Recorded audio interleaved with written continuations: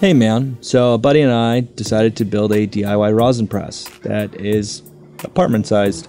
I took it from a design off of another company that it was way overpriced for, so I decided to just do it on my own. I did it for just under 200 bucks, including all the PID wiring, which I did myself. The stainless steel cutting was from a friend, and I'll talk about that later. As far as it goes, you'll see little snippets of the items I got off of Amazon. Those are just screenshots. So when you buy the PID, it comes with instructions. These are your instructions on how to wire. Take note of your 6 and your 8 are for your solid state relay, your 9 and your 10 are your AC power, and the 3 and the 4 are your thermocouple. Now this is the best I could do as far as my wiring diagram. I hope it's clear. The little yellow things are terminal blocks or Wago clips, but just take a screenshot, save it for later. I tried to make it as crystal as possible for myself, so I hope it is for you too.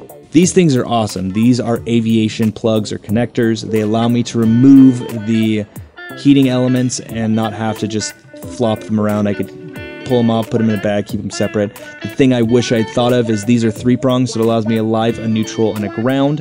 I should have done 5-prongs, so I could have a live, neutral, and a ground and 2 other ones, and put a thermocouple onto that to remove the thermocouple, because as it is right now, it's just coming out of that gland fitting and it's constantly there, and I don't like that as much. It's just not as cool.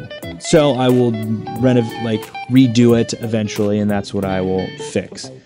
So here is the device of how we set it up. We're going to be putting in the cartridges, but we need to start off with making sure that our grounds are connected to the metal, because we don't want to fry ourselves because we are using AC power. The plates on here are aluminum, and they're 2.5 by 6-inch aluminum plates, and the heating cartridges go all the way through, drilled all the way through, because they are just a millimeter under 6 inches. And we just drilled all the way through because it was easier. And the top and bottom are stainless steel because we wanted to go with something that could give us a thin profile but still be very strong and handle a lot of pressure. It handles a lot, but the bottom plate that is also stainless steel, 1/4 inch, is also warping, so we might have to weld on a bigger piece to it.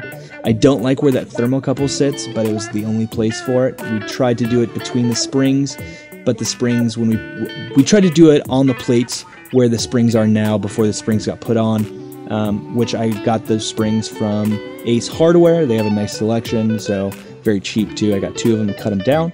And then, yeah, so when we tried to put the thermocouple on, the springs were in the way, so we had to choose another spot. I don't really like that spot particularly, but it's not the worst. I wish I had done a hydraulic press, but I got this on sale from Harbor Freight for $33. So you'll notice that there are threaded nuts at the very top, but the tubes themselves that it goes up and down on are not. So what that is a stainless steel tube with a threaded rod going up the center, and at the bottom they're all welded together with the stainless steel plate and connected. That allows for a threaded nut to hold the top plate down, and the tube to allow for an easy glide and slide with that metal plate that goes up and down. It made it very convenient and easy. Nuts to butts were about 13 inches. It's about 8 inches long and 2.5 inches wide, which is perfect for my apartment size, and I'm pretty happy about the outcome of it.